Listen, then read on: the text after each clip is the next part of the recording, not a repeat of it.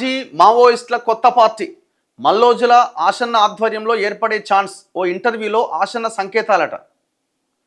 మంచిదే, పెట్టండి. మేము కూడా అదే రిక్వెస్ట్ చేస్తున్న మావోయిస్టులకి అండ్ మావోయిస్టు నాయకులకి.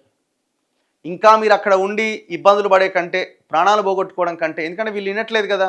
శాంతి చర్చలు అనే ప్రస్తావన పెట్టారు, చర్చించాల్సి ఉండే, కానీ గవర్నమెంట్ వినట్లేదు కదా. మిమ్మల్ని చంపేస్తాం లేకపోతే లొంగిపోండి అని అంటున్నారు కదా. సో బలంగా ఎవరున్నారు? మీరున్నారా, వీళ్ళున్నారా? వీళ్ళే ఉన్నారు కదా. మీరు ఎన్ని గన్నులు పట్టుకున్నా, ఇంకేం చేసినా అక్కడ ఉండి ఇంకా ఏం చేయడానికి అవకాశం లేదు కదా. ప్రాణాలు దక్కించుకోవడానికి ప్రయత్నం తప్పితే ఇంకేం చేయొచ్చు? మీరు చేయడానికి అవకాశం లేదు. టెక్నాలజీ పెరిగింది కాబట్టి మీరు ఏం చేయాలి? ఆప్షన్ ఏమున్నది? ప్రత్యామ్నాయ రాజకీయ ఆలోచన దిశగా మీరు ప్రయత్నం చేయాలి. సో ఆ ప్రయత్నం చేయండి. సరే, ఇప్పుడు మల్లోజుల ఆసన్న వాళ్ళు ఏ లైన్లో మాట్లాడుతున్నారు, ఎవరి లైన్లో మాట్లాడుతున్నారు, ఒక్కొక్కరికి ఒక్కొక్క భిన్నమైన అభిప్రాయం ఉండొచ్చు. కానీ వాళ్ళు లేవనెత్తిన అంశం అయితే కరెక్టే.